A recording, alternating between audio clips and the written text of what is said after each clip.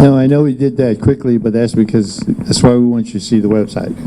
You can get to the website by iPhone, desktop, regular phone, come down here. Either way, we want you to get the kids the information. Now, we're going to start with Akron Early College. And I was so impressed when I was doing the reviews with these schools. And so they're not just here by happenstance. I went through a review of all 610 school districts,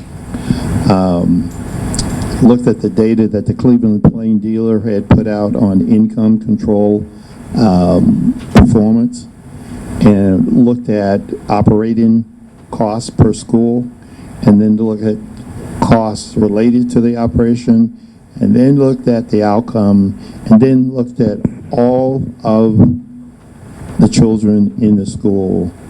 And I think they'll be able to show you that under details. But all of their children are performing at high levels. And that's what we were looking for. 100% poverty school, all the children performing at high levels, and who are the leaders who are doing that? Basically, what is their philosophy and their management style? So I'm going to turn this over to Cheryl and ask her to come up first, and then when she's done, Ted, and then Dana. Now I'm going to switch to your, and you can just do this. Yours is right there. All right, thanks. I'll try to stand still so I don't get everybody seasick. Hi, everybody. I'm Cheryl Conley. I want to thank Gemma and Carol for inviting myself and Dina from Akron Public. And then also Ms. Collins, thank you for being a part of this, and the NCAA, everybody, for this organization. Parents, thanks for everybody for coming. This is my 35th year in education. I was 27 years a classroom teacher, and I actually, with early college, which was started 13 years ago, I started the school as an educator. So I was one of the first social studies teachers in the school, and then we added 100 kids, and then the next year we added 100 more, and I moved up. And so I've been part of this grassroots of the early college since it began, so it's my baby. And we work very hard to help our students be successful.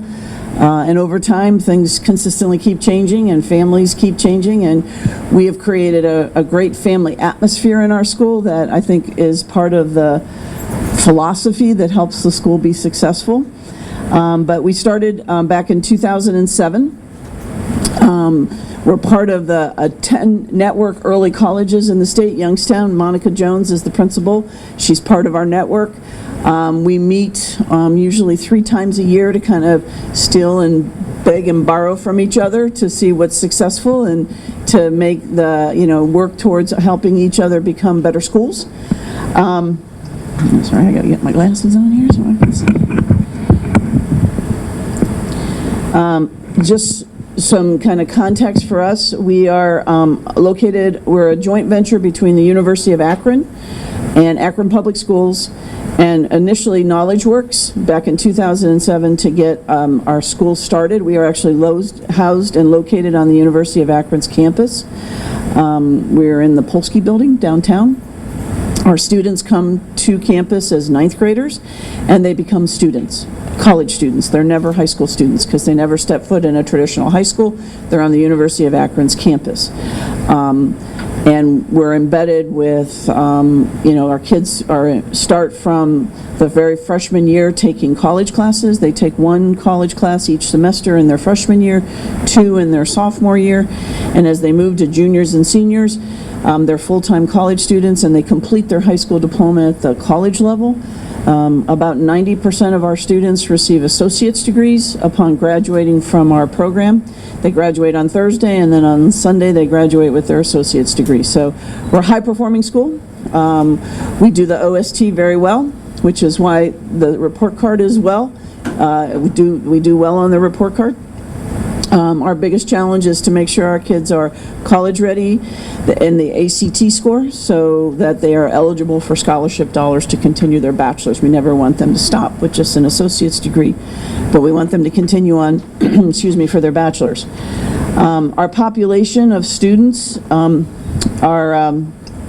we are 80% of our population is Akron Public School students and 20% Summit County. That's the agreement that we have with the University of Akron. Right now, 32% of our population is white, 36% is African American, 23% is Asian. We have 6% multi-race and 3% Hispanic. We have 100% of our students are free and reduced lunch. Many of our Asian students are ELL students, so they come from foreign countries. They're immigrants and refugees to this country, and we help them. So our school is blended racially and ethnically with different students seeking education as a way out of poverty. We highlight the years of academic success and our pathways for student achievement. So we make sure the families know that teachers have common classroom expectations that must be met in order to solidify a strong academic foundation for their child. This foundation is the contributing factor to having success at the university and motivating our students to continue on for their bachelor's degrees. Our original class that graduated so they started in 2007, they graduated in 2011. We started with 100, we only graduated 59. So as one of the things we did not anticipate as they became full-time college students, that they exhibited the same behaviors as a freshman in college and never went to their classes and had this freedom piece that was detrimental to their academics. And so ultimately, if they got removed from the university, they can't continue in our program. So that's always our challenge, is to make sure kids understand that they have to perform at both levels well in order to be successful in our program. So we graduated 59 students, our first class, and then last year we graduated 83 students. So we're getting a little bit better every year. Current seniors, the class of 2020, is 98 students. So right now we're on track for 77 of them to actually have associate's degrees.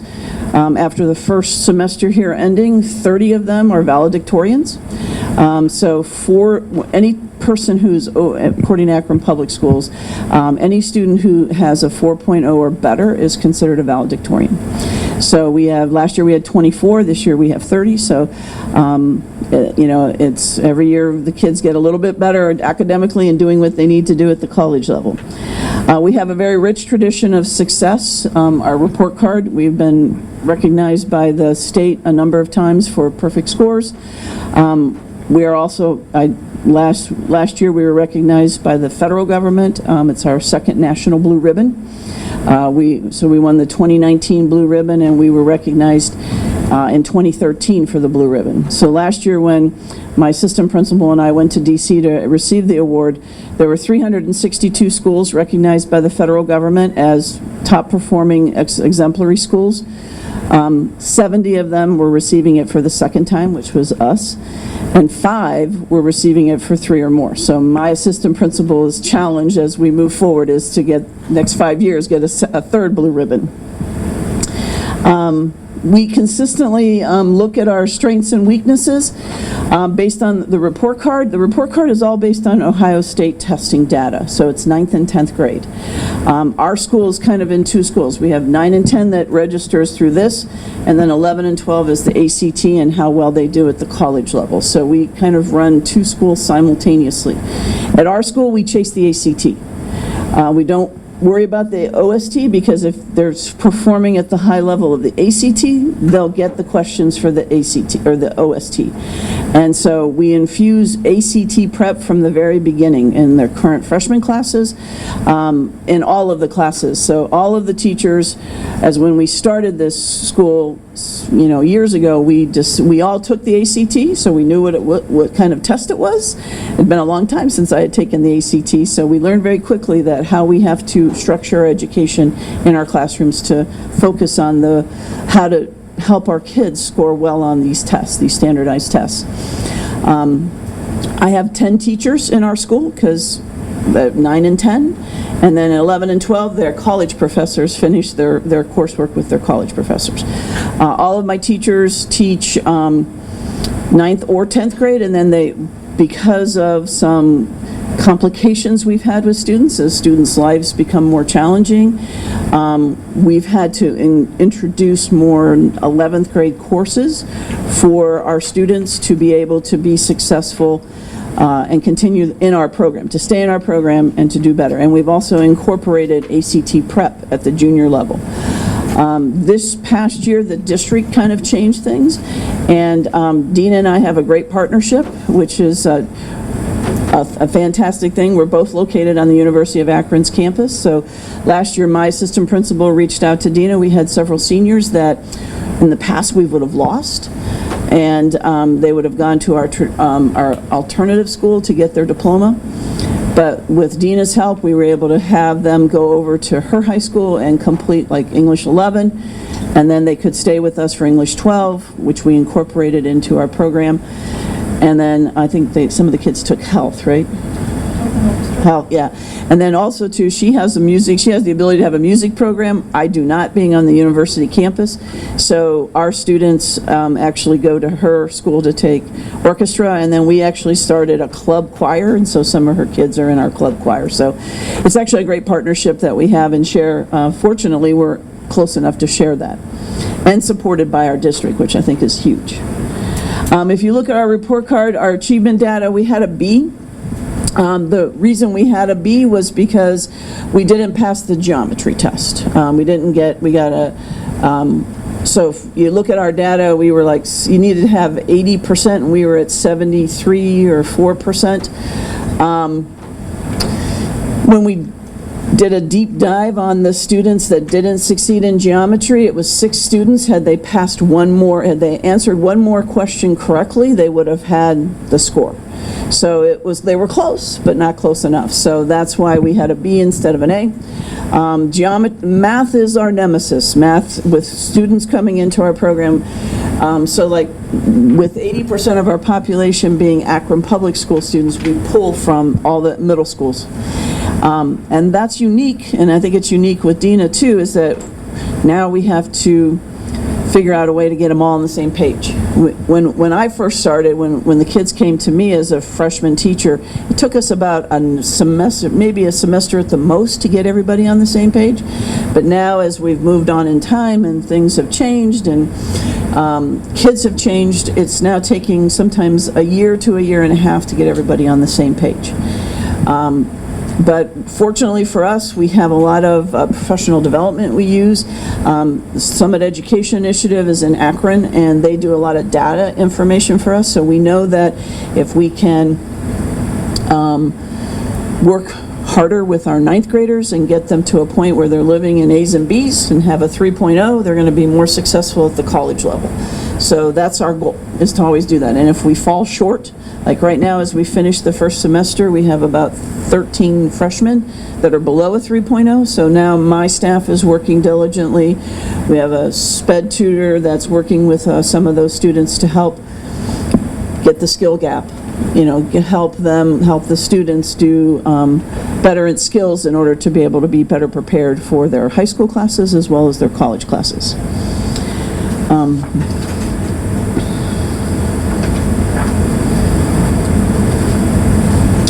Our graduation rate, we graduate 100% of our students. So, our goal always is a high school diploma first.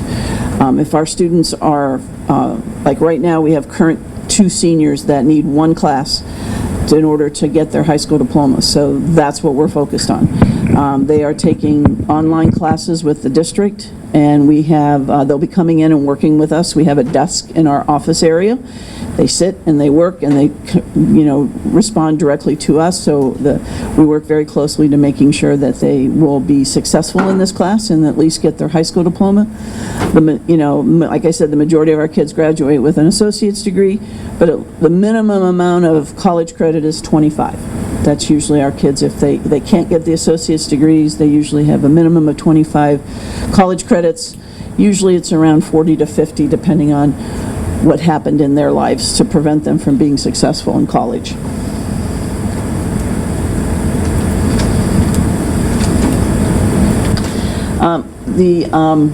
So graduation is good. Progress component is looking student based on the past. So value added. Value added, the progress report here is how the students perform from year to year. We're a high achieving school. The teachers do work very hard. They look very closely at the standards that the students need to know. And we have multiple standards, I said, that we use. So we have the OST standards, they don't ignore them, but they have the ACT standards, and then we also have college standards we look at. So our students, unlike Dina, when her students want to go to college, they have to ACT test into the university. Our students actually don't have to do that. They take what's called AccuPlacer or MapleSoft. AccuPlacer gets them into college English. MapleSoft gets them into college math. So our students right now, some freshmen and all of our sophomores are taking the AccuPlacer. As at the end of the first semester, we have 10 students that didn't test into college English at the sophomore level. So my sophomore teacher and freshman teacher will be doing tutoring after school and tutoring at different times to better prepare those 10, and then they'll retest in March before we schedule them for college classes in April. So that's their English, first English Comp 1 and 2 are their 11th and 12th grade English. It's the dual credit piece. And it also prepares them to get into other college classes in order to complete their associate's degree. So our teachers, based on their test scores, every year our teachers are all an excellent status. They, based on their test scores, they do very well at helping students achieve. They know the test, they know their content, and they're very proficient at, and they know their students. It's key. So we bring 100 students. Currently, right now, we have 407 students in our program. So it's about 100 students per class. We have a little more at the junior level or sophomore level because we had lost some students, so we added more, and we found that 115 was too big of a class to bring in. So the max we bring in now will be probably about 110. We are in the process, or finishing the process, of adding next year's class, and right now we're sitting about 110.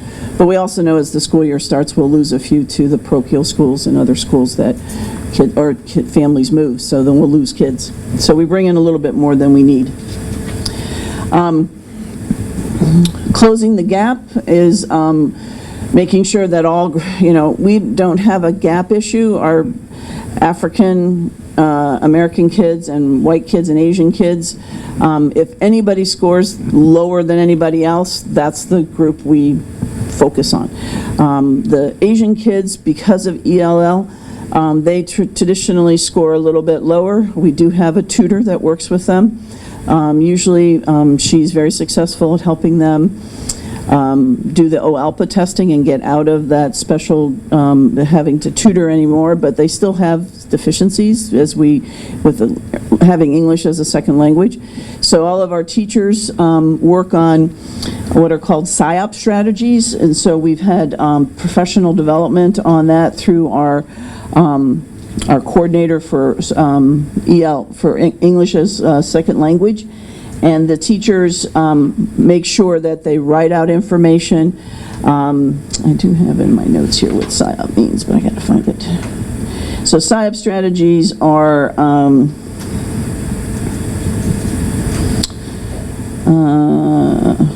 Dina, do you know what that acronym stands for? Yeah, we all use it, but I don't remember what what it stands for. I'll have to. It's in my notes here, but I don't know exactly where that's at. So it's just making sure that kids that are learning or using English as a second language, that you do things to help strengthen their knowledge. And many a times it's just making sure your notes and things are written on the board. Or what you want to accomplish for the day is written on a board, which is good practice. So it's good teaching that takes place and working one-on-one with kids when they need help. So we don't have a gap issue at our school, which is great. Yes. We don't have a gap issue at our school because if we see that there's a gap issue, we address it immediately with teachers helping kids. keep on going. Okay. One of the things that's nice about Akron Public, and I think Dina will address this as well, in the past year, the Akron Public Schools received the Ford NGL grant, which is part of this college and career movement in the country. And so the districts, all of the high schools have moved into a college and career academies. And fortunately for us, we were already a small school and kind of had a lot of the practices that the college and career schools are kind of trying to do in their high schools as well. But the thing that's nice for us, it added a layer of additional support for us. So we're really good at helping kids 9 and 10 achieve in school. But then one of the things that we kind of slipped with was as they move into their junior and senior year, they graduate from high school, they graduate with their associate's degree, they don't go on for college, or they do go on to college and they don't graduate from college. So part of that's the career piece. They don't understand where they want to go with their degree. So one of the things that's nice for us is we now have some business partners.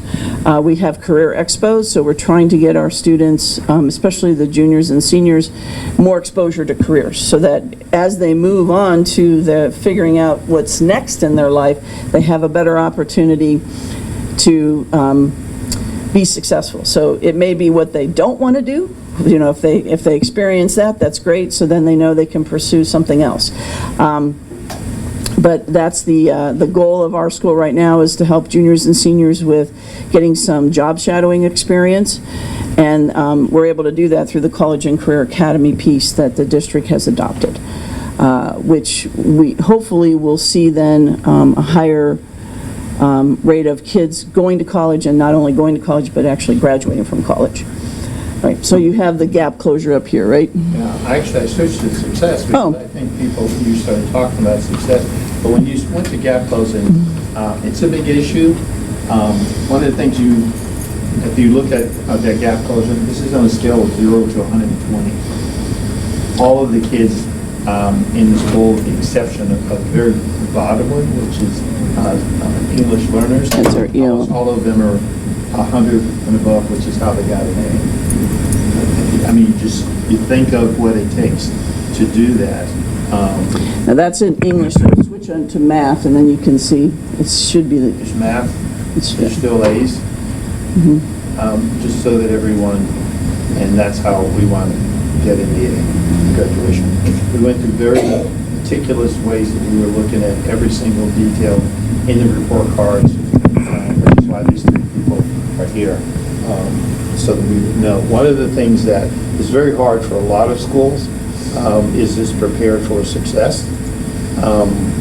But one of the things that was impressive about Akron Early College is that if you notice not in your handbook, but 100% took the ACT and 56% were mediation free, which means they can get through college in a 4-year period because they walk through the door ready. It doesn't take that 6-year period, and that's a big deal.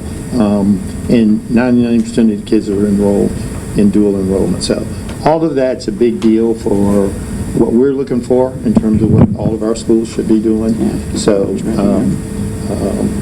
and so what you see here in her prize, she can explain it, but I wanted to make sure we got some of the details. Therefore, the next two can go through it, just slide through it. Right. For us, the ACT, the point of the ACT, our students finish, like the ACT's whole purpose is to show colleges that students can complete their first year of college without any issues. That's remediation free. Our students have 2 years already done. So the ACT for us is scholarship money. So we run around about $1.5 million to $2 million in scholarship funds for our kids to continue on for their bachelor's. Akron Public has a deal with Akron U that if you have a 3.0, it's similar to the scholarship they have here. It is free if you have a 3.0 and a 27 on the ACT. It's a sliding scale. If you have a 3.5, you can have a 24 on the ACT. And you can continue to Akron U for free. It covers all of and that's open to any Akron Public School student. So Last year, we had 83 of our students graduated, 45 of them qualified for the IGS scholarship. Now, not everybody stays at Akron U. We have students that go to Ohio State, Kent State, they go to other places, and they receive scholarship dollars from those schools. Like the gentleman that was up here from Trio, we do have kids that are in Upward Bound, which is an Ohio State program, and we had 3 or 4 of our students had free rides to Ohio State after having graduated with us. And we have several of our students that are in the Trio program at Akron U, so we appreciate all that extra support and tutoring that takes place across the board, because truly you can't help students enough be successful in their classes. And then what ends up happening is our kids end up helping the TRIO program as they move into the middle school, high school, traditional high schools, and younger kids, they help tutor those programs, which is very nice. But anyway, I think, like I said before, is that, you know, we chase the ACT as our test.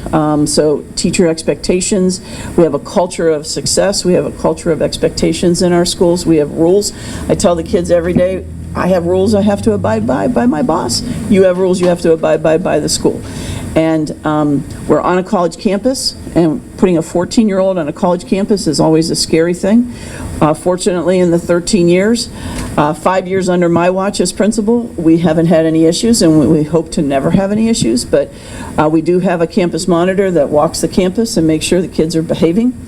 The kids all know we're guests on campus, and what's really nice, I think the maturity piece happens quicker for our students because they're located on the campus, and because you know, they're sitting right next to a college student as they're taking their classes, so it kind of prevents them from acting up.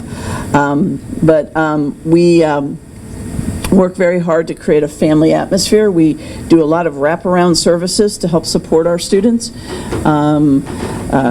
As kids, if they're not successful at the college or high school level, from freshmen and sophomores are adopted by teachers.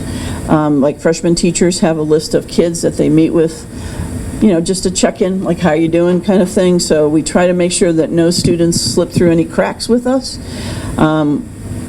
If I don't have any students living in my basement, that's a good thing, because we do have kids that are homeless, and we do, last year we had a senior that was one of our valedictorians. It was he was spotlighted by the newspaper. He was homeless his freshman and sophomore year. His junior and senior year, he was living with friends, and he ultimately ended up with a brother, and he was one of our students that went on a free ride to Ohio State. So, you know, we know our students well.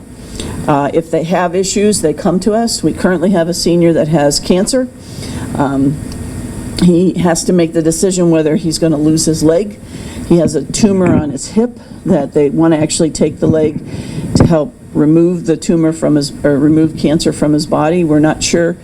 You know, and unfortunately, he's an Asian student. His mother doesn't speak good English, so we're trying to be advocates for him, but he's also 18, so we're trying to do what we can to help him. But, you know, that's my staff. They go to the hospital, and they, I'm sorry, I'm getting choked up here, but they work very closely with him to make sure that he can complete his senior year and try and be as healthy as he can as we move forward.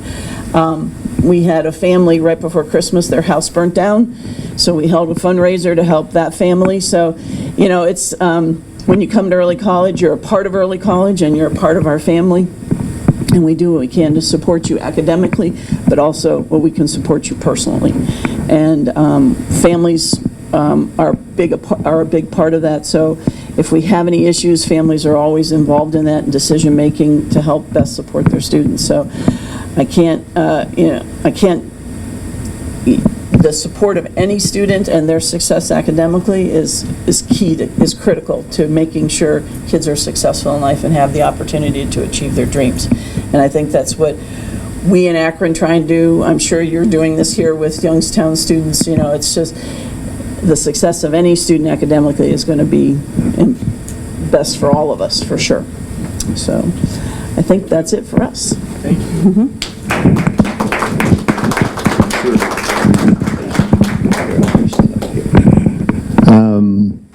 We're going to do a couple things. Mr. Gorman's going to come up.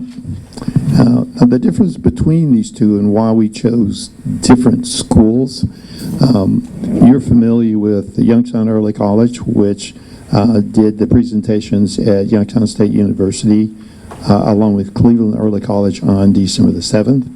So that's all going to be YouTube, so you'll have access to it to get it out to your friends. Principal Gorman is in a comprehensive school like Cheney and East. So models that we need for all of our schools is what we were bringing into this documentary.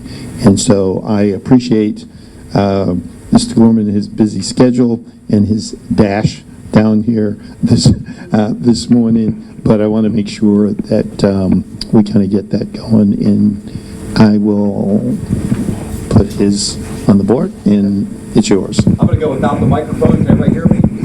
Okay. All right. If I need the microphone, okay. If I need the microphone, that's fine. All right. Well, she's the boss right now, so I appreciate Jim and Carol having us today from Steubenville City Schools. I thought it was a phone conference, and I woke up this morning, and luckily I had a suit on today, so I'm good to go. And when I talked to Jim this morning, I looked on my GPS and found out that it was an hour and 15 minutes away, so I jumped in the car, and here I am today. So that shows the dedication that I have, but also to get out and voice all the good things that we do in our school system. This is my 27th year in the school system. I'm a proud graduate of Steubenville High School. I look at the kids that walk through our doors every single day as I greet them as they come through the door every single day. The superintendent knows, don't have a meeting at 8 o'clock in the morning because I'm going to be greeting the students at 8 o'clock in the morning. I think it's important. I come from poverty. I grew up with 8 kids in our family, dysfunctional house. Mom and Dad never graduated from high school, so I'm one of them. I look at them and I am them. And I'm the reason, I could be the reason why, if I listened to everybody that said I couldn't be successful, I wouldn't be standing here today. I'd be on the streets looking for food. Okay? But because of relationships, and the relationships that you're looking for, that's why we're successful.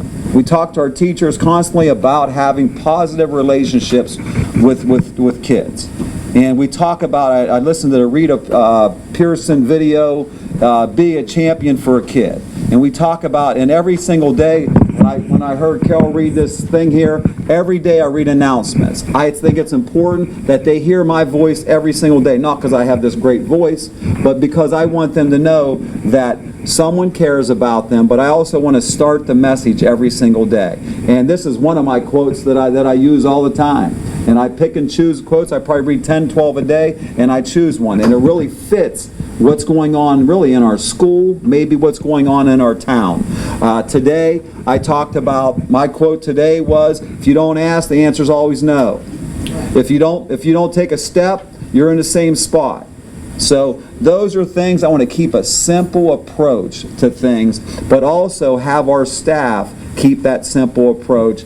And I want them outside their doors every single day and welcoming the kids into the classroom. Being a champion for a kid, it is important. You may be the first smiling face that they see. When they dig in that clothes basket to find that dirty clothes that they put on and they come into your building, that's step one. We'll work with the tardy. We don't like you being tardy. It's not appropriate to be tardy, but also at the same time, we will work with you on that. What is your reason? Finding out. Again, it goes back to having relationships. What does this have to do with the state report card? Everything. Everything. Because if that kid doesn't feel that you care about them, if they don't think that you have their interests in best heart, this test means nothing to them. It means nothing to them. So we have about 700 students in our high school. 40% are white, 40% are black, 20% are mixed. So again, that's the makeup of it. We live in a very poor town. Okay? 100% free and reduced lunch. Our population of our city is 18,000. Our median income is 36,000. So very poor, very depressed area, You know, when the Youngstown Mills left, the Steubenville's left, their mills left also. So, and we never found a way to come up with a different way to produce that income. Okay. So, but it is important for us, and if we look at the report card today, we're very proud of our report card. We are not proud of this. This is unacceptable. Okay.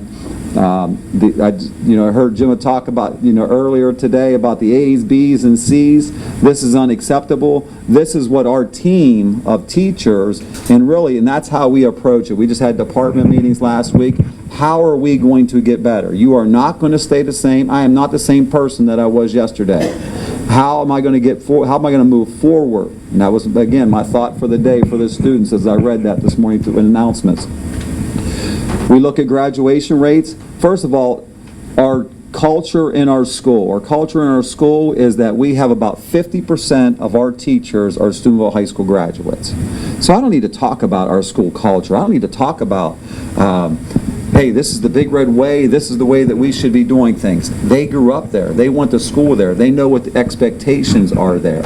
So those things are things, and I know when I go around and talk to different schools and different groups, I don't really have to sell that to our students. They know what Big Red Pride means. They know all of those things. We may have to re-emphasize some of those things, and we get into PBIS like a lot of you do and stuff like that, and again, trying to reinforce positive behavior and different things like that to make them a better person and make them a better student also. But if we look at our overall report card, it is a B right now. Achievement is a B. Progress is a B. Graduation rate, we had a meeting this morning before I left with the seniors. We have a class of about 155 seniors that are going to graduate. We had 30 seniors in a room like this. Those 30 seniors, we just started our second semester when we came back from Christmas break. They're on the verge of not graduating. So our graduation rate, it is saying, I think, it's 90, 95, 96% or whatever the case is.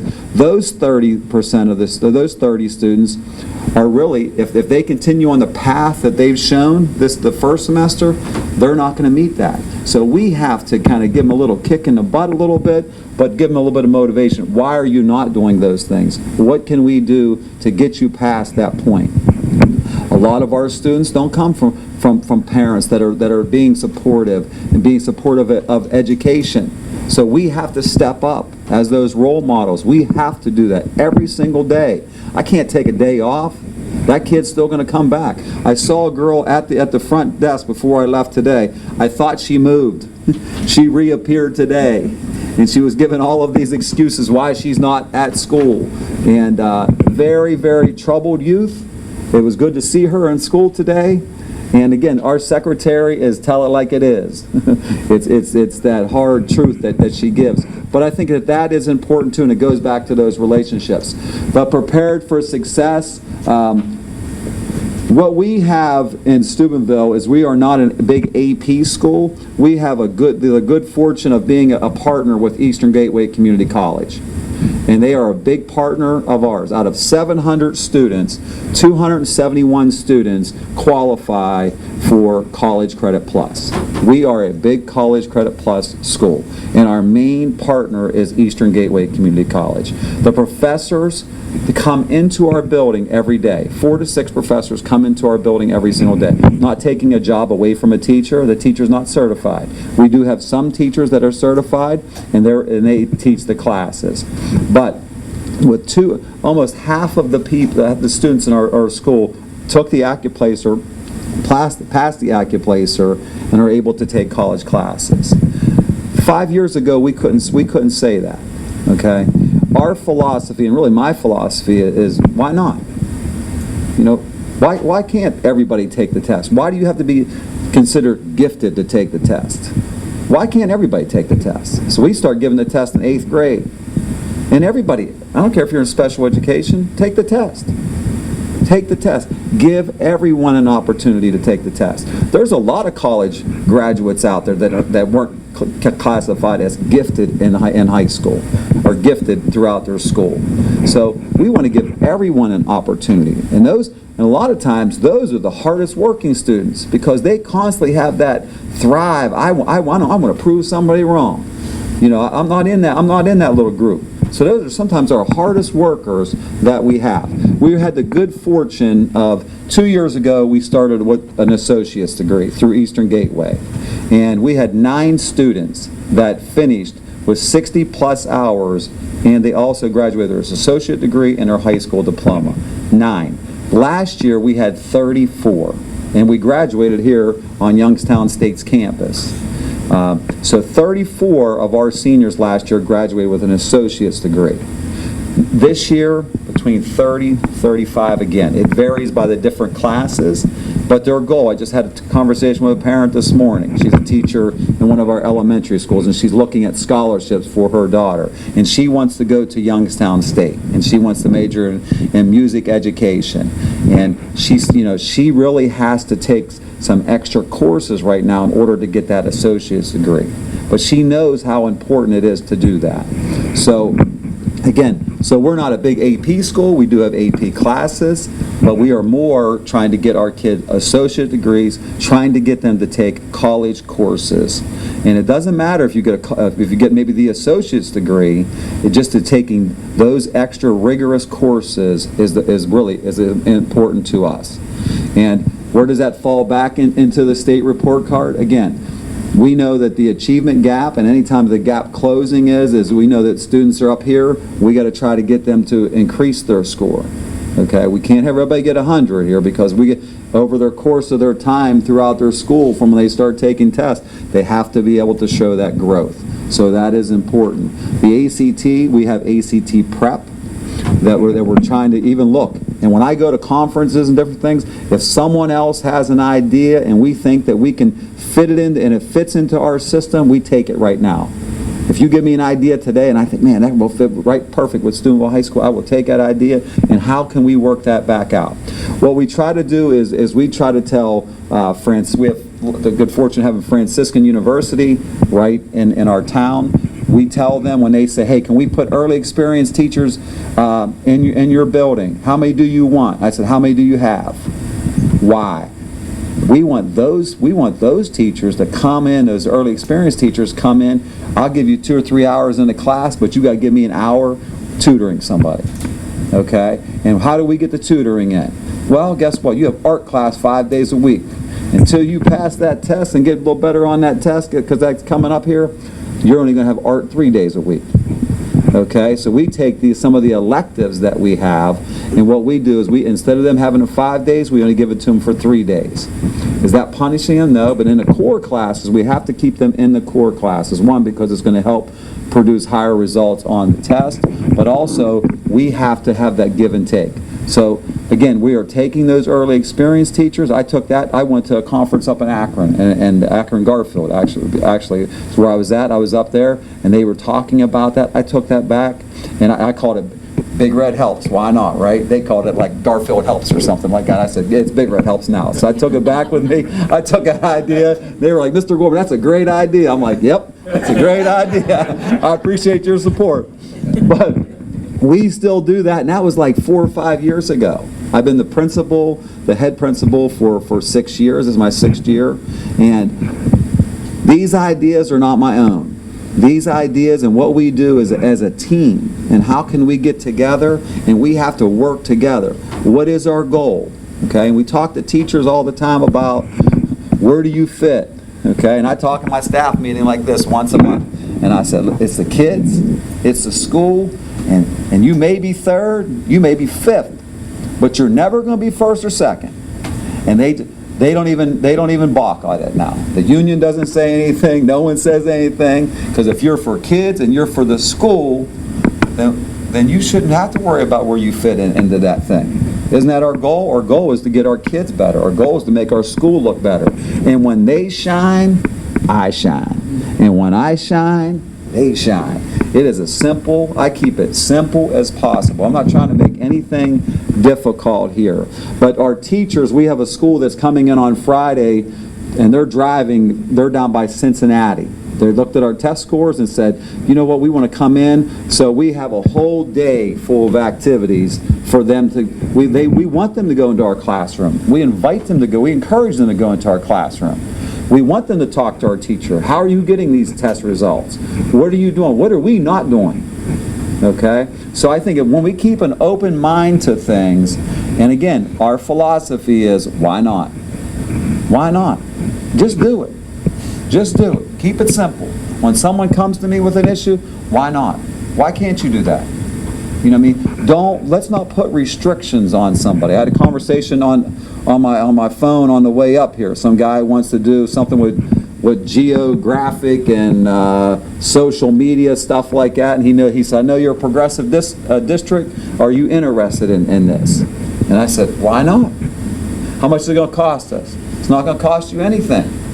I said, okay, well, send me some links. Let me do a little bit of research on it. And I said, if it can work and it makes our system better, let's do it. If it promotes our kids, all right, if it promotes our kids in our school, why not do it? Okay? I think just getting everybody on board. When you talk about, if you looked at our math scores, when we first got and these guys would know this, when we first got the math scores before on the air test, and they weren't really giving us too many samples to use and all of that stuff, and it was kind of a guessing game what was going to happen or what was going to be on the test. And so our geometry teacher, he thought that this percent was going to be probability, this was going to be this, and so then it was a guessing game. Well, now they have a lot of sample questions and different things like that. So his big thing is, and I hear him say this, and he'll say this again on Friday to the school system that's coming into our district, he's going to talk about, I think that it's going to be a certain percentage of things on the test. And when I'm teaching in class, those are the things that I'm going to stress. It's not important that you answer every single question, that you're studying every single thing. So again, strategies. What are your test strategies? With our special ed population, we do co-teaching. I hope we never go away from that. The superintendent keeps telling me that we are, hey, we're in money crunch. Everybody's money, and we're going to save some money. So now we may have to spread some of these teachers out a little bit. But right now, that has been a positive system for us, for our special needs student. Having that extra teacher in the classroom, being able to pull out that teacher and go from there. So, again, thank you for having me today. I'm sure we'll be answering questions and different things like that if there's some more details. But we have also advanced careers. One thing that we do have, just before I'm finished here, but a part of our advanced careers, and it really goes into state testing, it goes into ACT, is we have aviation. We started an aviation program. She is a Steubenville High School graduate. She was at our vocational school for our county. She's a pilot. Last year we had 2 pilots that graduated. They did not spend a dime, not a dime of their money to go to get licensed to become a pilot. I think we're going to have at least 2 this year. We have a big open enrollment population in Steubenville. Even though our town is small, we are able to pull from other districts. We welcome open enrollment because, as we know through funding, where they go, their money goes. So we have to be the best. And we are in constant competition with the people, not throughout the state.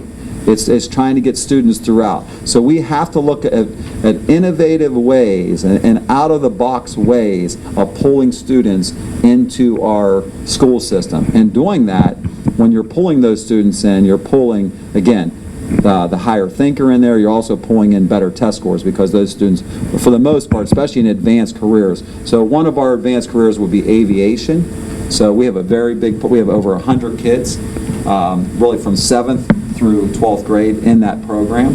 Again, and they go up into the sky and fly in a plane, and it is this. I'm not going to do that, okay? My wife said, do not jump in that plane, okay? Unless it has real big and has like 50 passengers or 100 passengers in it. We have global logistics and chain supply. We have health informatics, and we have innovation and science technology. Those are the advanced careers that we have. And again, they're doing all project-based learning. We have a 3-semester schedule in Steubenville. Okay, so we start basically, this year we started August 22nd, And because we have a high population of college students, we try to stay on the college schedule. We have 7 periods a day, 7 49-minute classes a day, but we start August 22nd. Before we left for Christmas break, we took our exams, and then we are done with our first semester. When we came back on the 13th, I think it was, from Christmas, we started our second semester. And then on May 1st, we are going to be finished with our second semester. And then we have what's called a Maymester. And a Maymester, I took some classes at Franciscan, part of my master's program. The May semester, or Maymester as we call it, is about 20 days. Basically, it's a 4x4 block of 90-minute classes. It's a lot of co-teaching, but the seniors are finished at that time. The seniors are finished May 1st. So this group that we met with this morning, they have until May 1st to kind of figure it out. And we're going to give them little tips, and we're going to give them support in doing that. But they are finished. They do a senior capstone project that they have to do. They have to do so many community service hours to give back. But we are a big people in giving back to our community. So then the freshmen, sophomores, and juniors are taking mostly electives. There are some college credit plus classes in that, but those are double blocks. So you're sitting there for 20 days for 3 hours a day for one college class. So most of those May semester classes are project-based learning, but most of them are electives because the credit, you're only getting like a quarter credit because you don't have the seat time and different things like that. So those are just some of the things that we are about, and I'm sure if I'll stick around and answer some more questions as we go along. Thank you. All right, thank you.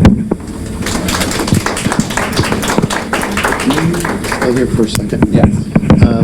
One of the things that why Mr. Gorman was kind of we had 3 stars, and then we needed a superstar. So the reason for that is that Steubenville is a regular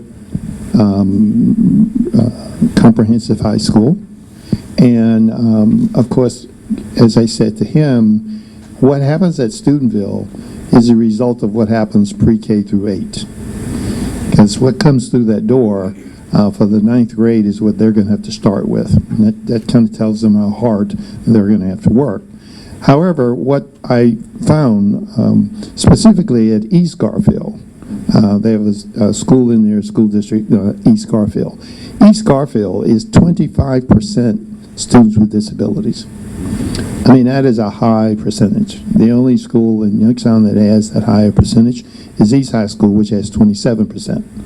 So what we're trying to do is match up the fact of what is it that we as a community need to demand of our system, and what models do we have that we can say go look at it, because we have had 22 years of experimentation. We're always experimenting with something that at the end of the day does not get us from an F or a D. So a comprehensive high school presentation was important because Cheney is a comprehensive high school, East is a comprehensive high school, and of course Akron Early College is more like Youngstown Early College.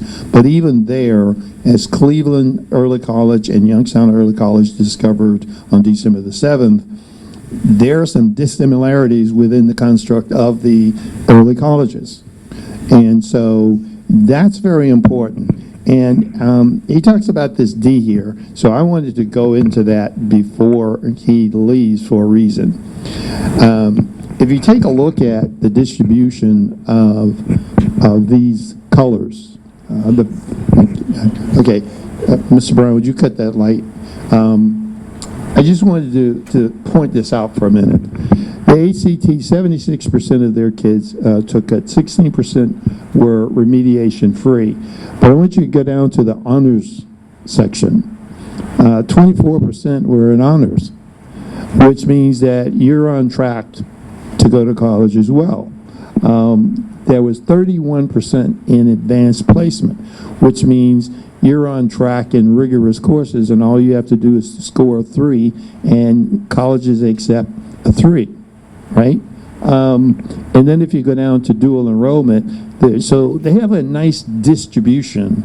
And this is the hardest area across the state that I found looking at all 610 school districts. That's really the hardest area for people to grasp because as Ms. Monica Jones at Youngstown Early College says, you know, their score was low, but they had 100% that were in the college area. And so East Cleveland had less in the college area, but they had more in each of the other areas, so they got more points for the other area.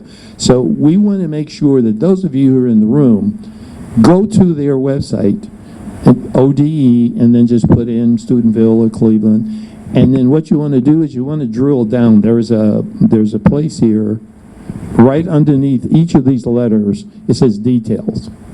That will give you an understanding of that detail. And the biggest thing for the NAACP, I know for President Friedman, is this issue here on the gap closing. When all of the kids are scoring, and this is, we always start with English language arts because it's reading / English language arts. All these kids are at A level. It doesn't matter what the race group is, the setting, they're making it happen. That's a heavy lift, and that's a lot of hard work. And that's what we're going to have to demand of what we get here. Now, there's one other place that he didn't talk about that I want to talk about to you before we switch to STEM, and that's this one particular area.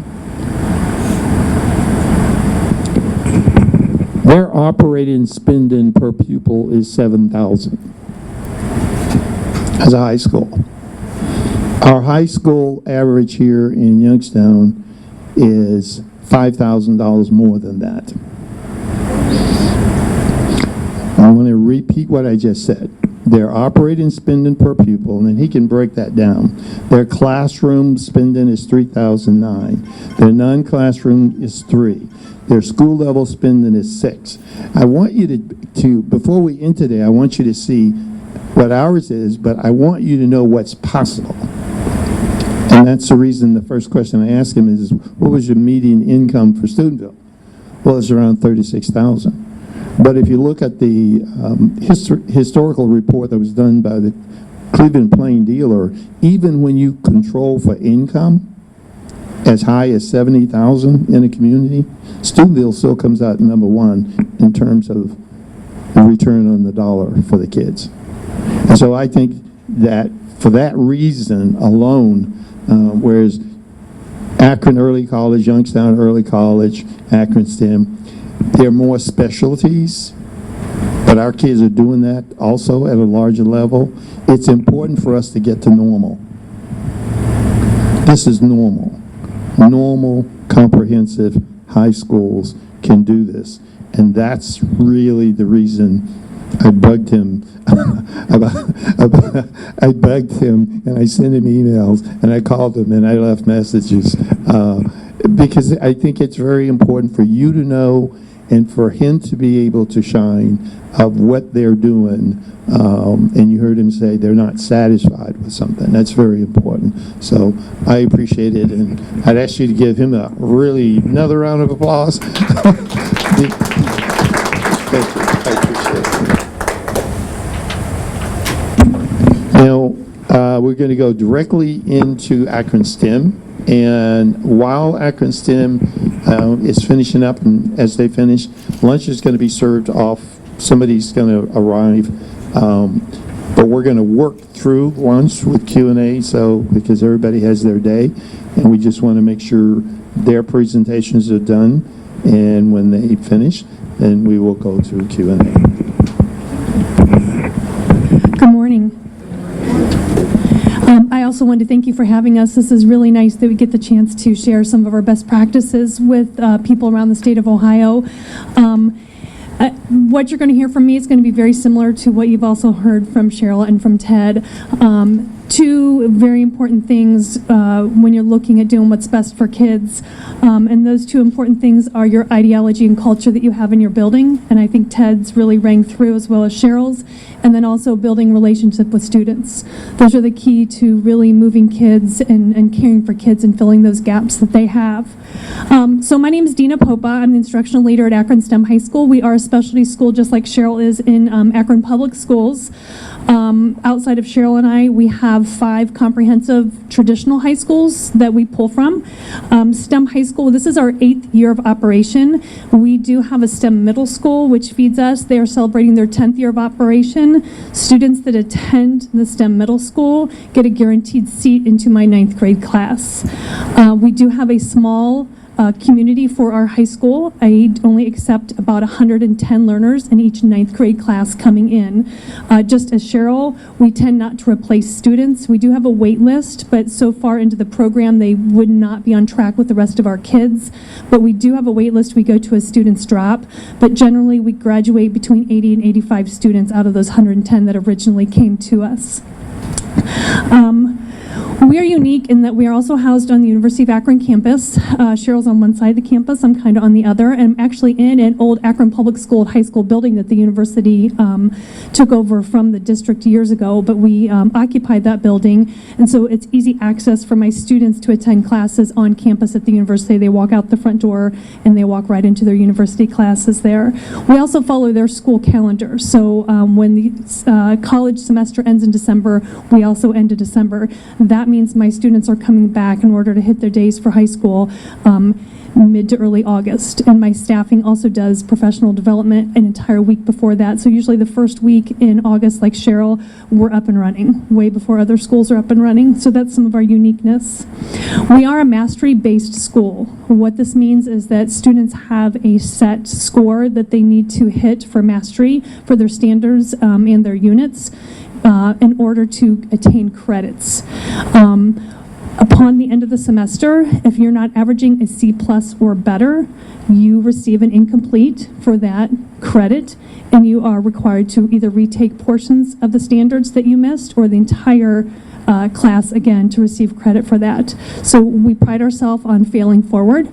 We as adults learn this way also. If there's something you don't do correct, you figure out what you did wrong and you go back and you remaster it, and the next time you do something, then you master it at that time. So we allow our students that opportunity with this mastery learning. So that is unique to STEM High School. We also, as Akron transitions into college and career academies, accepted this role as a college and career academy for Akron. We are the Academy of Advanced Technology and Design. We offer 3 career technical pathways as our elective courses at STEM High School. One pathway is software engineering and robotics. Another one is environmental engineering, and our third one is biotechnology and biomimicry. So students elect to take their elective courses in that pathway once they declare which one they're interested in. So that is unique to our school.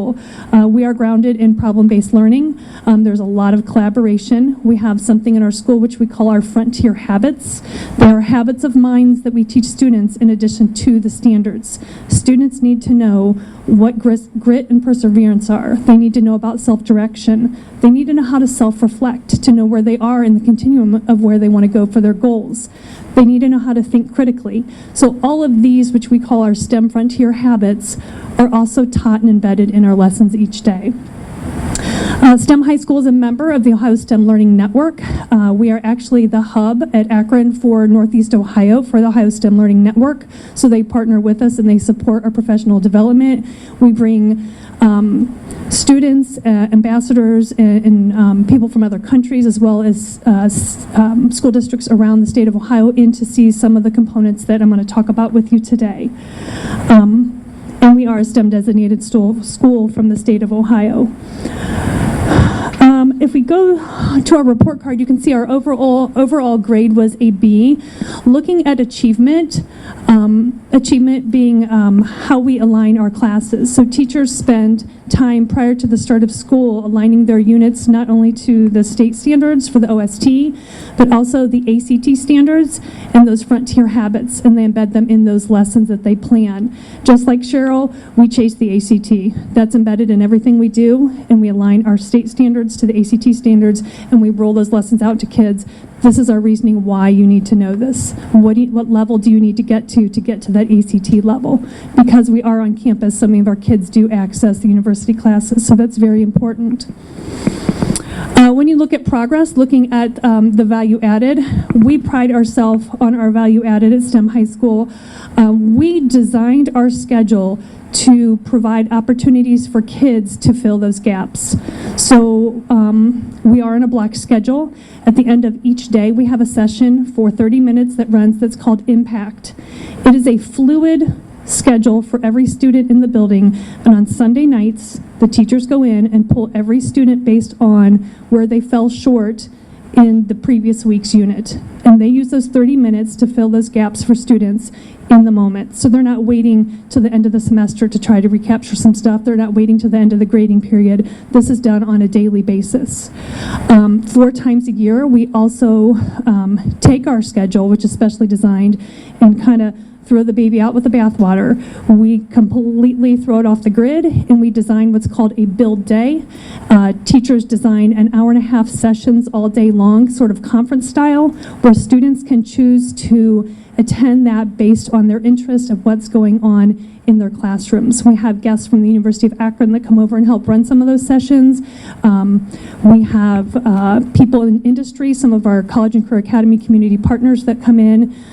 We have kids that go out on externships and job shadowing like Cheryl does also, and they get to experience what it is in the real world and make those connections to what's going on in the classroom. So we try to do that once every grading period. So that kind of helps with our achievement and our progress for closing the gap there. Our gap closing is also an A.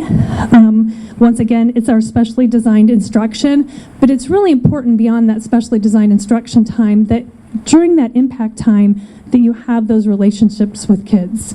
That is the key component, and both of them touched base on that quite a bit.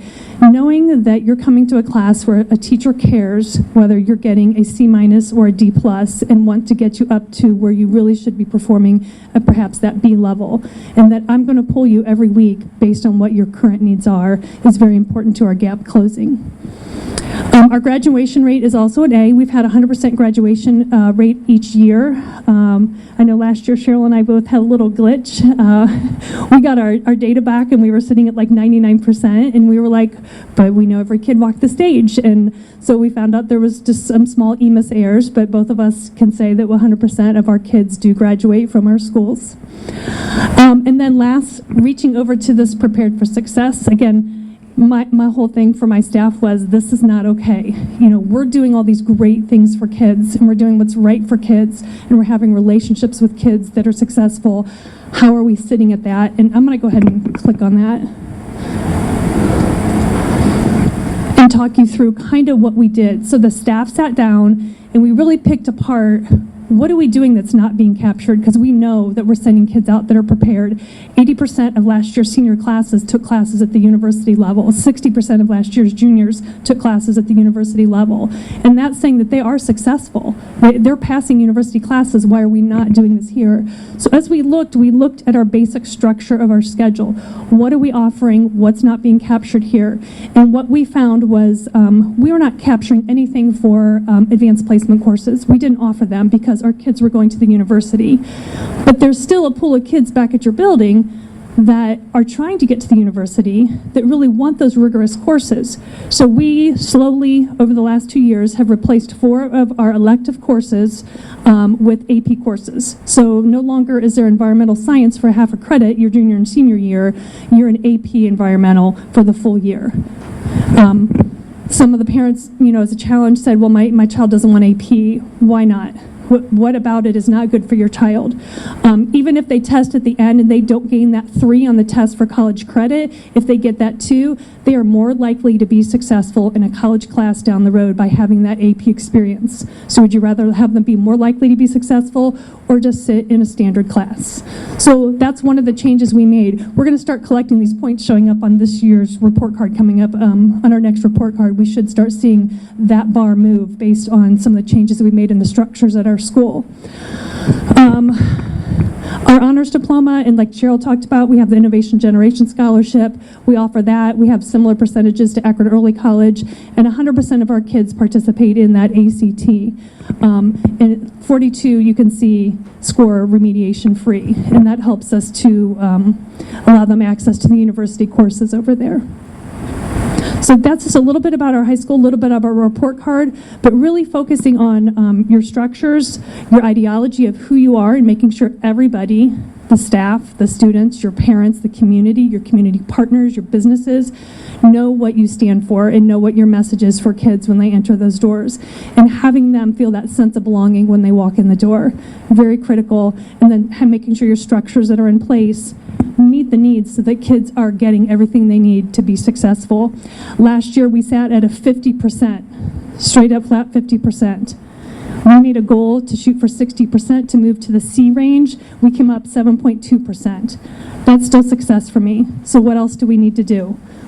We should start moving that dial just a little bit more as we continue to add layers to capture more of this credentialing with our pathways for college and career academies, more AP placement for kids. So giving them those opportunities. As Cheryl said, we work with Summit Education Initiative, really looking at the 9th grade data, how important that 3.0 and earning 6.5 credits by the end of your 9th grade year is important to being successful down the road in post-secondary. Some of you may even look at structures and systems and places at schools that you're familiar with. Sometimes kids don't even have the opportunity to take 6.5 credits. So you have to first make sure your structures offer what they need to ensure that they're successful. Okay, thank you.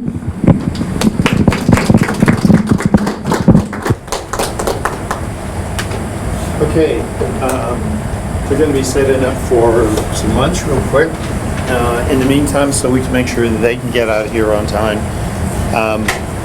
Any burning questions? Let's see. Can I have the three of you come up front again? Great.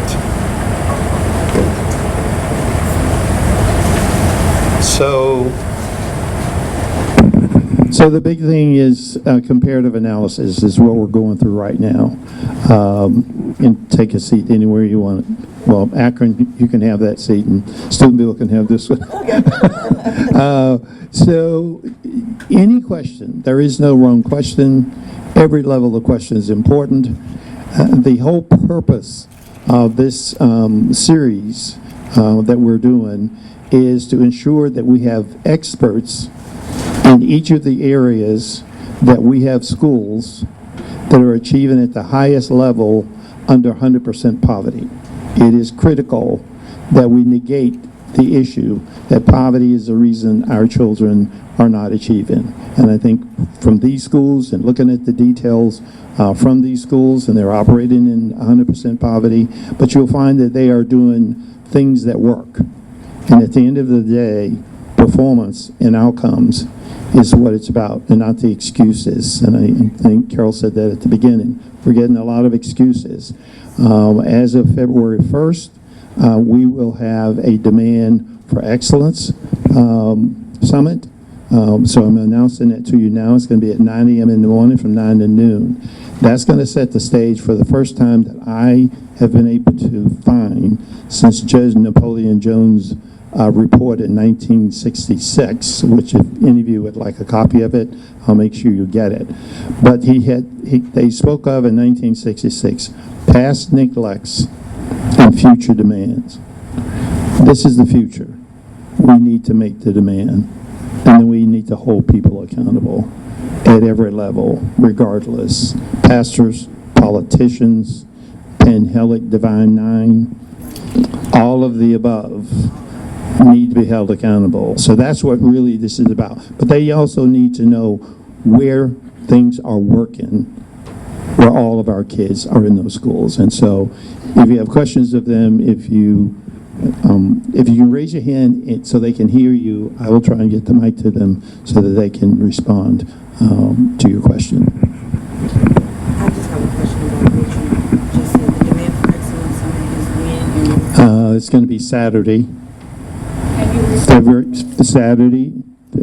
Saturday, February the 1st at 1350 Fifth Avenue, the Cobbin Building, from 9 to noon.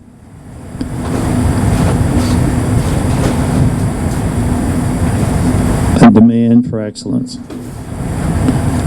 And just so that everyone can walk out with the same information, if you email the NAACP, I will send you the agenda for that meeting because we've already cleared it with the Chief Academic Officer of Youngstown City Schools and with the principal of East High School.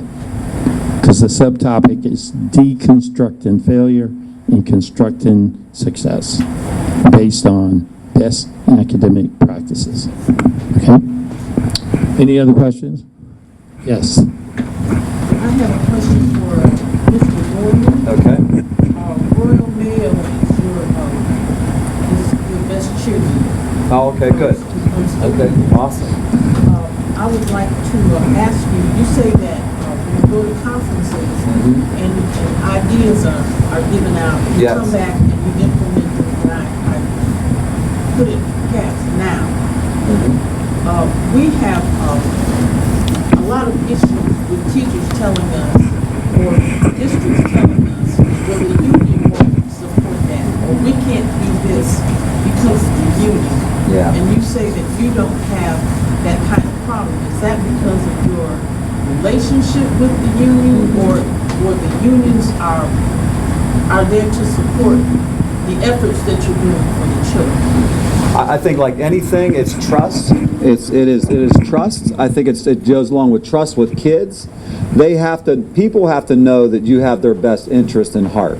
I'm taking over the Steubenville Baseball Association, our Little League program back home. Why? Because I was such a great baseball player? No, because I went to, and I spoke to East Garfield Elementary yesterday, and I talked to those kids about, you have to get involved. You have to be involved in. Over 400 to 500 of our kids are involved in some type of activity, because when you're involved in groups and around people, positive people, then something good's going to be. When you're surrounding yourself with good people, then you think, I got to behave well. I got to behave like them if I want to be part of that group. We encourage every single kid to be a part of that. We have overcoming obstacles. We're part of the High Schools That Work program, and one of the things about High Schools That Work is, one, you want to give back. It's also career-based. Also, they bring overcoming obstacles is a thing. Advisee program, and I'm sure that they have the same program. When I went to Akron Garfield, and I went to a meeting there, and I was listening to the speaker, and he talked about, you know what, the same issues that you have. He said, I'm not going to get our union. They think it's another prep. So I just thought to myself, and I went back to my leadership team, and I just said, how can I get our teachers to buy in where it's not a prep? So I said, you know what we're going to do? We're going to do this once or twice a month, and we talk about hot topics that social media, I mean, it can work for you and it can work against you. What things you can do in our community? What are things like, what does a good person look like? What does having good manners look like? What are all those things? And we can't say, and we do those things in the middle of the day. Someone said, Mr. Gordon, why don't you do it at the beginning of the day? Well, because we're going to get some kids, they're going to say, hey, Mom, you know I don't have to be there for that overcoming obstacle period. I know how to respect people. Or they'll say, if you have it at the end of the day, they'll say, I know how to do that. Call me out early. So we do it before lunch, because they're all going to go to lunch. Okay? So there's no excuses. We eliminated excuses. For our teachers, when we're doing a team building activity in our overcoming obstacles, anything that we do for overcoming obstacles, and that's a good example, was because all the people that said you can't do this because you're going to give the teachers extra work. We have a person that doesn't. I have a homeroom as a building principal. One, it puts me back on the level of a student. I've been in education for 27 years. I have my own homeroom. And when we meet, and we don't meet every single day, but those kids are the kids I'm closest to, because I have really a relationship with them, because when we're sitting in homeroom, we have discussions about things, and then our same overcoming obstacles are with those kids. So why? If you have a teaching certificate, you have a home run. No excuses. There's no excuses. If you want results, then there's not going to be excuses. So with that, having overcoming obstacles, we give the teachers a PowerPoint. We make it up for you. If there's material, we put them in your mailbox. All you need to do on overcoming obstacles, and we typically have it on Wednesdays, and we have an adjusted 35-minute schedule with that particular thing. We just tell the teachers, and we started it out by, how can I sell this to the teachers where it benefits them? We started off with a little team building skill, and it made it fun for them. They got to interact for them. And we also have what we call in the overcoming obstacles, because it's probably the group that you have the most informal conversations, real talk conversations. When something happens in our city, okay, if there's maybe a gang thing that's up on our hilltop or something like that, and we think that it's going to be shed into our school system, keep that nonsense out of our school system. We have to have the parents trust us and call us and say, Mr. Gorman, just want to give you some heads up last night. Something happened on the hilltop. I think it affected a few of your kids. So when they come off and get off the city bus, they get a foot on the ground, and I'm with them. What's going on? What's happening today? It's relationships. It's people trusting that you have their best interest in heart. Are we perfect? No, we're not perfect. We're not perfect, but we're trying to be good, and we're trying to do right by our kids. But we have to get, and it's like everybody else's issues. Why do we educate for less? You don't get all those extra things. And no is part of your vocabulary. If you think about that, and I want them to run ideas. I'm getting, my phone's blowing up here today, okay, because of something on social media, okay. But again, you have to be able to be told no. We're adults here, okay. So you got to be able to handle adults. And again, if you're not a kid, if you're not the school, you're going to become third or fourth.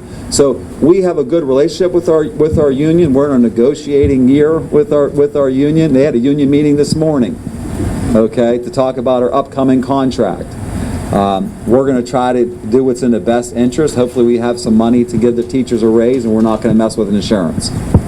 So those are going to be the main two things. But again, it has to be the best interest of the kids. Yes. Okay. In Steubenville culture, yes, as compared to Youngstown, what were some of the barriers that you got over or achieved to do what you are today? I feel like Youngstown has so many different barriers. Mm-hmm. He's asking about a culture question and some of the barriers that we have to over. I look up and down really the Ohio River, and I think that Youngstown is one of that. I look at some of the schools that are, when we have a kid that comes to us from Weirton, West Virginia. Kids are kids, okay? Kids are human beings, and they want that sense of need. They want that sense of, I just finished I have an 8-year-old that goes to our school system that's in 2nd grade. Someone said, don't draft this kid on your basketball team. You're going to pick him up every day for practice. I said, okay. I picked him up. He wasn't the best player. His mom ran, I was a head track coach at Steubenville. His mom ran track for me. We picked him up every day when we had practice. The houses across the street from him were all boarded up. My 8-year-old doesn't know the difference. I'd say, get out of the door, go knock on Dominic's door and get him out of the house. We got practice today. I'd text his mom. It's all in your expectation. I hope my 8-year-old can stay the same for the rest of his life. He's not judging that kid. He don't care. One time, that one kid from the gang, I know, that came right out of the house across the street. I had to look up his address on the way home, on my computer on the way. Again, we have to look at people. We have to treat people fair and with respect. And I think the culture, again, we're fortunate enough to have a lot of Steubenville High School graduates that work in our school system that we don't have to keep reteaching that part of it. This is what we're about. High expectations. You've got to have high expectations. If you have low expectations, don't be surprised when you get low results. And we have to constantly talk to our teachers about that. And again, and I really believe in that 10-80-10. 10%, guess what? And they'll probably get the 10-80-10 in their school system. That 10%, they're going to go crazy for you. They'll do whatever they want, whatever you want them to do. That 80% just kind of, hey, they'll do their job. But then that bottom 10%, I can't let that bottom 10% of those teachers that don't always agree with what I say and what I do affect the rest of the school system. It will not let it happen. Won't let it happen. If you're not on that track, I got to get you off. You got to get off my track. And we're fortunate enough that we can do some things like that. And it's tough after, we always say you marry a teacher after the first 3 years. And you know anything about bad marriages, you know what I mean? That could be a long marriage. Bad marriage. Yeah.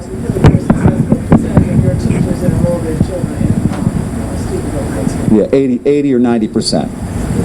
80 or 90%. You have to come. If you're not enrolling your kids in our school system, you're not buying into our school system. If you're not selling our school system every single day, my wife is a principal also in our school system. I mean, she gives more hugs and wipes away more noses in elementary school and ties more shoes. And I spoke to her group yesterday about playing baseball. Not because I want them to be great baseball players, not because I want them to be next Derek Jeter. I want them around good people. Okay, and that's what it's all about. So again, you have to send your kids to the school that you teach at, that you go to, if you believe in that system. If you don't, then you're not selling that same thing. Do I think it's wrong? No, I don't think it's wrong. Some people don't live in the same community that they teach. I live in the town that I teach, that I'm at. So that's a little bit different. Does it make it right? No. Any other questions? Thank you, everybody. I enjoyed this program so much, and I learned a lot, educated. I'm hopeful. I'm happy students are so dear to my heart. In fact, young lady that came in here, she's currently here. Mr. Gordon. Yes. I love 50% of our high school teachers have been, they were in the school. Do you recruit that? How does that happen? I wouldn't say we recruit that. I received a Facebook message yesterday. Minority student. She went to the University of Toledo. Her brother played quarterback at Toledo. He played quarterback for us. He was actually a wide receiver for Toledo. And she graduated from Toledo. She's teaching in Toledo right now, and she wants to come back and teach math. I'm going to be the first to say I want more minority teachers in our building. I'm going to be an advocate for that. Why? I was a track coach, I was a football coach, and there has to be more minority teachers in our school system. There has to be. I can say things that doesn't matter, but you get other people that say things that has more of an impact on people, and I want to be the one that supports them when they say those things. I think that is important to do that. I'm gonna talk. I got that message yesterday. I'm gonna talk to our superintendent as soon as I get back today. I think she was out of town yesterday, about hiring her back. I think it's important. I mean, what better system that you have? Her dad was in prison for most of her life. He got out of prison when the son was playing high school football. The mother and grandmother raised this kid. I mean, fantastic mother. You want to embrace her every time you see her, overcoming obstacles. Those are the things that we want to do. I mean, what better example can we have than her? So typically if there's a job, I guess to answer your question, if there's a job available, you don't get more stock if you graduate from the school, but it's a lot easier to hire somebody from the school. But I think sometimes when you hire people outside of your school, it brings in some new perspective on some things, and also brings in some new ideas also. So I don't think that's necessary, and I'm sure that these guys would agree also on that. I thought it was great, because one of the perceptions, I think it has come that sometimes the teachers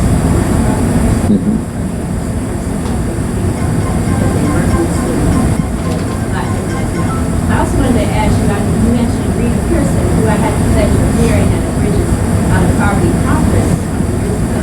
She's done a lot of work here in Youngstown, and that's why she was getting the information. Mm-hmm. Do you incorporate some of that in your curriculum?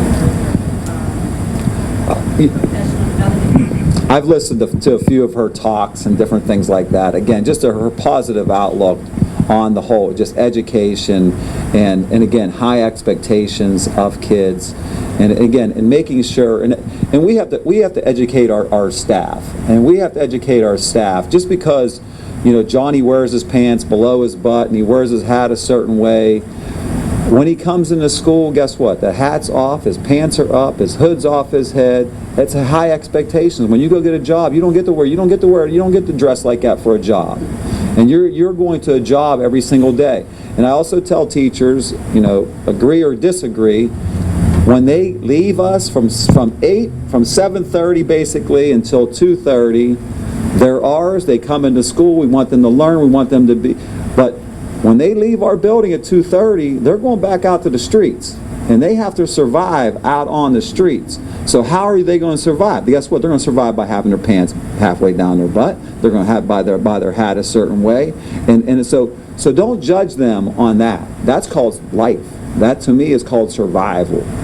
So I really believe in those things. So, but expectations when they come into the school system, absolutely. You got to be on par. You're going to a job.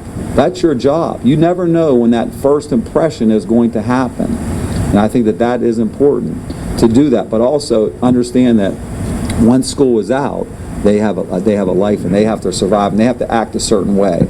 And I really believe that with role models also. And there's not enough modeling out there for good behavior. And I know that we've started different, and really in our city has talked about, you know, mentors and different. There's not enough mentors out there. There's not enough mentors out there. And some of these kids, they don't, you know, their mentor's another 18-year-old that has a big wad of money in their hand, and they think that that's a mentor. That's not a mentor. So if you're not going to be a mentor, they're going to find one for you. They may call him dad, but that's a mentor to that kid. So we have to always step up. We're always on stage, and we have to be a positive example for kids. So I don't know if that roundabout answer answered your question or not. So I kind of have a question and a comment. Yes. Would you repeat the question? Okay. My question is, at what age do you think the developmental stages of, it sounds like to me, discipline and achievement was really instilled into kids? At what age, I mean, for all your family, do you see it starting to develop? I know in Youngstown, one of the things that we're looking at is pre-K to 12th grade and beyond, but at what age do you think that this is starting to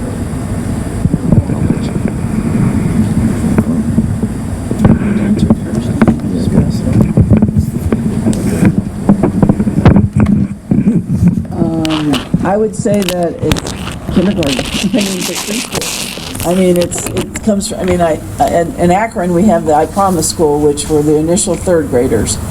And then they now have fourth graders. But, you know, it's retooling kids on how to manage their emotions and how to make education a priority. And it's like, that's one of the things, the kids who apply to my school want to come to my school, and I have more applications than I can take, unfortunately. But it's that grit piece, wanting something better and wanting to succeed. And they may not have all the tools, and that's what we spend time working on. But it has to start in early. And I think in Akron, one of the things this College and Career Academy piece is at the high school level. It's moving now into the middle school, and eventually it's going to be elementary, so that the kids see this pathway. If they don't see a value to education and that what they can achieve, I don't see it. I don't see education being their focus. I see a lot of money being their focus, and we're constantly battling that as well. I think one of the battles that we have to that kind of partners with that is this need for social and emotional supports. Social emotional learning is huge right now, and it's one of the initiatives in our building this year to train the staff so that they have those connections to what kids are coming from outside of school, beyond what they're coming in. I mean, we have our 3 norms. It's, mutual respect, focus on productivity, and high expectations. And we say them every day in morning meeting as a whole school before we dismiss and go to first class. But in addition to that, having that knowledge of those social and emotional needs of kids at a younger age, and as they come to you, what are they coming with, and how do you deal with that as a staff, is going to be huge pieces of our training over the next 3 years. Because teachers have to understand what goes on beyond the school hours in order to have those relationships with kids. It's very critical. Any other questions? Jackie? What kind of partnerships do we have with home? My parents are very supportive. We've called CSB on some parents because of their neglect. So, it depends on the parent and their willingness to support our goals. Sometimes we have parents that don't want their kids getting a college degree. I don't know why they put them in our program, but they did. But in spite of that, we try and help the kids overcome and achieve and do what they need to do.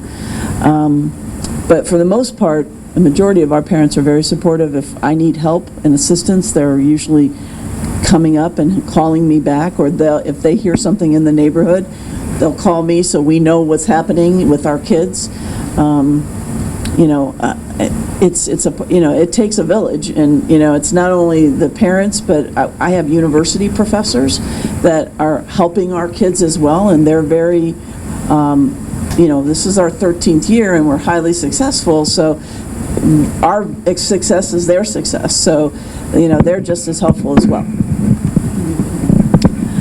No, I think just the initial contact with families when they come in ninth grade, letting them know that it's about all of us together. Never do we make a phone call home with anything negative. If we have something that we need to address, we start with, hey, they're in our office and we need to talk about something. Can we work on this together? Is the invitation. Knowing in my mind what needs to happen down the road, or what we offer students and maybe as an alternative to discipline is always out there.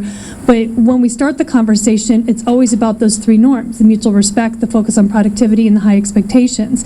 And today we had an incident that maybe one of those didn't get displayed really well. And can we talk through that? And what can we do to make it better? And what would the choice be next time? So it's more about a conversation with the families and making them feel part of it, because every parent wants what's best for their kids, and every teacher wants what's best for those kids. So we all are on the same page. It's not a us versus you. It's not me doing things to your children. It's about how can we correct this pattern that's going on, and how do we give you opportunities to have those great engaging opportunities that all the other students have, and let's not get off track. So really it's that partnership.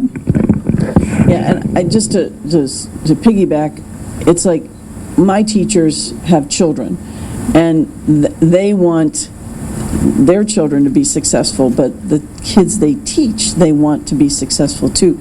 We, like with this family concept, it's like their children are their students as well. And I don't have any biological children. I have 21 nieces and nephews. I have 10,000 students in Akron Public that I've taught over the years that have always been my children, that I want success for them. And it's just the nature of the beast. If you're a kind, caring person, you're going to be that in the classroom and outside. I think something on a side note is that we had our teachers at the beginning of the year we had 2 days of teacher in service, and what we did was we did a book study, and we did a book study on fostering resilient learners, and it was a good book study. And one of the things that we did, so we had Friday and Monday, that didn't go real easy with our teachers. So now we're negotiating whether we start on Monday or start on the Friday again. So we started on Friday last year with a teacher in service, and we gave them a book. And we said, listen, you're going to do this, you're going to work with a group, and you're going to have a section that you're each going to be responsible for, and then you're going to have to give a presentation in front of the staff. So, and again, talking about the trauma child is basically what that book is about. Today, we live in a different society today. When we were in school, we would have to go see a guidance counselor, and they would work through all of our problems and different. Unfortunately, today, a lot of their jobs today are test. They're all about test. And we brought in special counselors that are actually working with people, and we have to find a space for them in our schools that are overcrowded. So, but fostering a resilient learner, and what we did was, when we came back on the Monday morning, when the teachers, they went into our auditorium, and we had 2 buses, school buses, and they didn't know the school buses were out there. I told the school buses don't come up until 8:01. I'm very, very organized and very specific.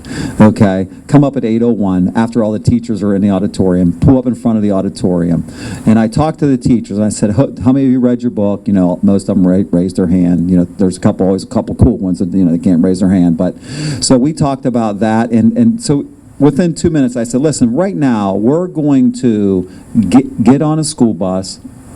Either school bus, it doesn't matter which one you get on, and we're going to take a ride through the community, because tomorrow we're going to start school, and there's going to be kids coming into our school that maybe you forgot where you came from.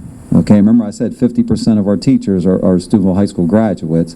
Maybe you forgot where you came from, but we're going to drive through their neighborhoods. And the bus drivers said, "Mr. Gorman, do you want us to go like a certain road or certain?" I said, "No, just follow your," and we don't even have high school buses. We have city buses in a city. I said, "No, just go in your normal elementary routes. I don't want, this isn't staged or anything like that. I want the teachers to say we all climbed on the bus. It didn't matter what bus they got on. We drove through the town of Steubenville. We drove up on the hilltops. We drove through certain sections of town, just to give them an idea. Tomorrow, when school starts, this is where your kids are coming from. They're not all coming from the gated communities, the picket fence, and all of those little illusions that you may have in your head. So you got to get ready for this."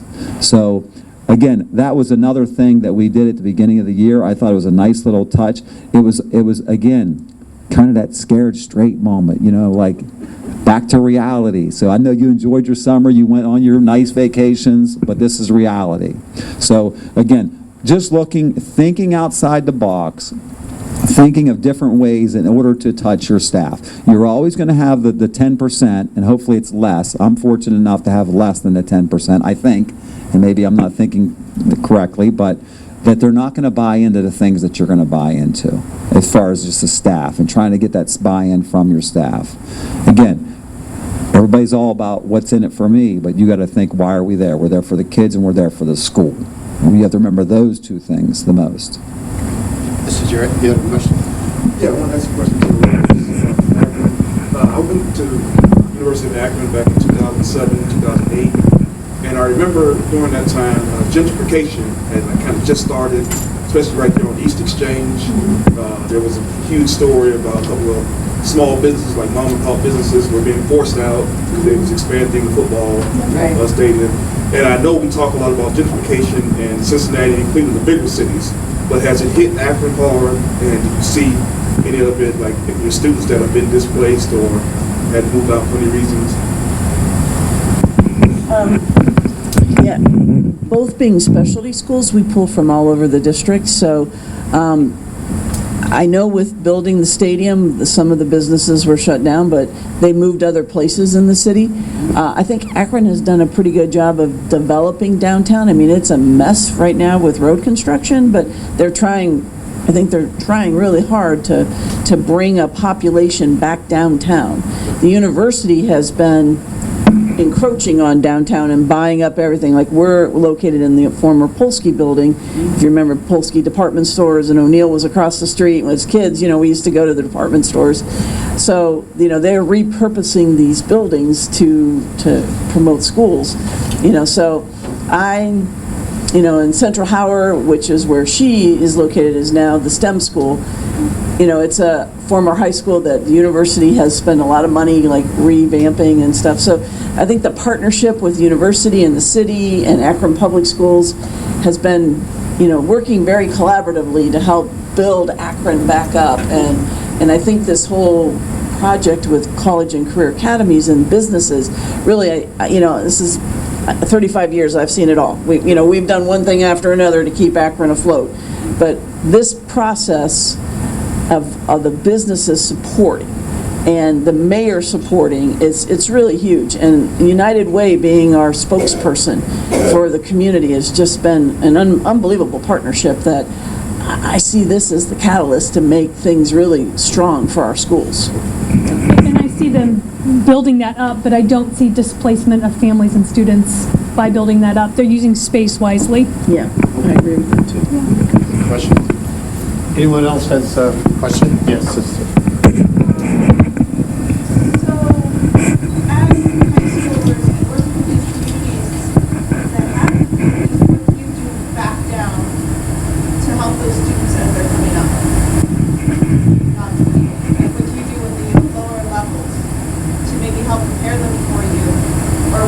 give back to your students?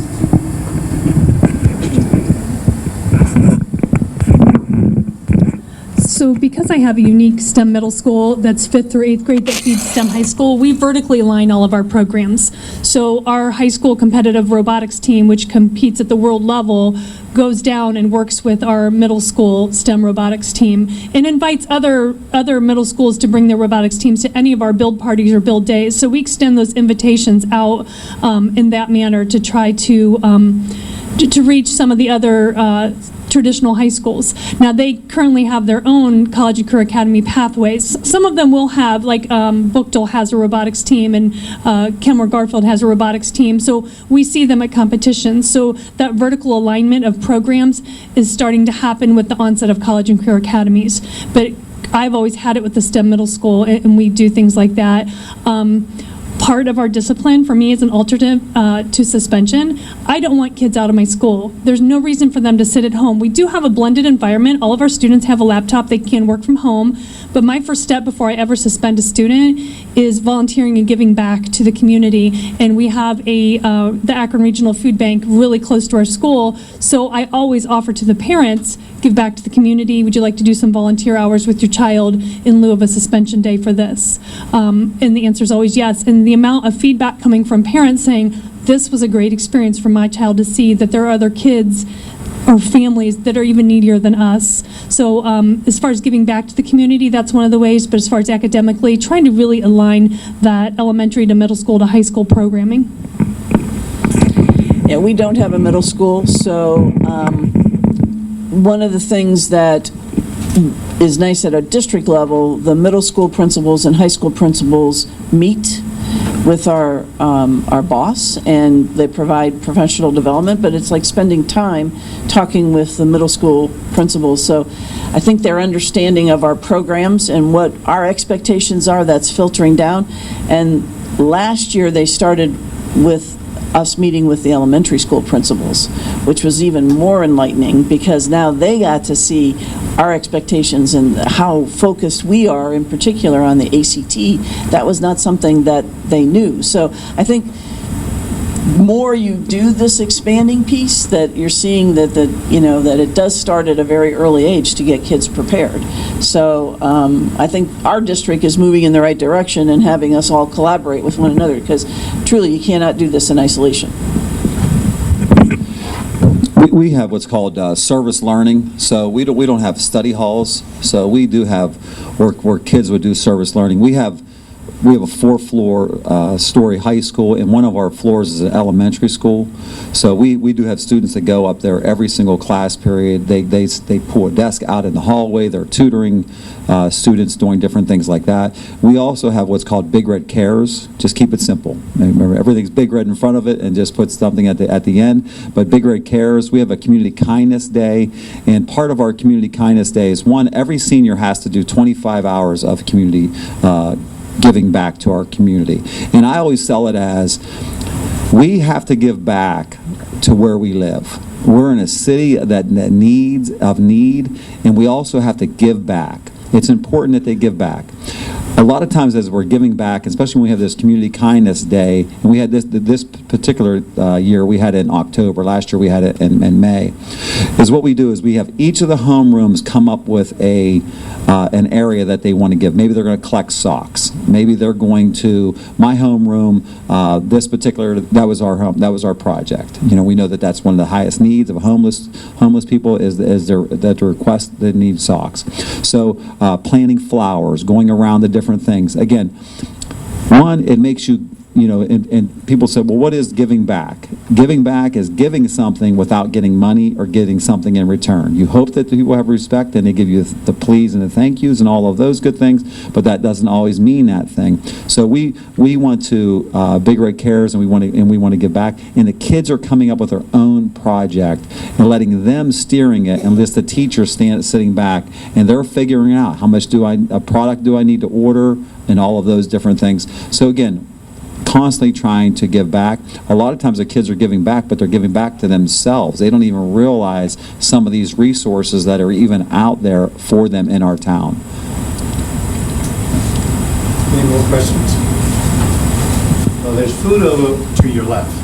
So if you have any other questions, because I want them to eat before they leave, I do want each one of you to speak to the videographer so that your personal Okay. non-presentation persona is on film and interview for the length of time they're here. It was to 2 o'clock only because we wanted to set a time limit. It wasn't final, and we've been able to complete that. And I'm hoping that people that are hearing things from a variety of sources. That means that we can make a demand for excellence and have examples, a variety of examples that can be duplicated and replicated, and we can stop experimenting. That's the most important thing, is to stop the experimentation. So it's all over there on the table. All the sandwiches are labeled, depending upon what kind of sandwich you like. There's tea. I smell onions. I don't do onions, but there's salads. There are cookies. Panera's has been very helpful. They wanted to be supportive of this particular event. I do cookies. And United Way did the one up at Youngstown State University.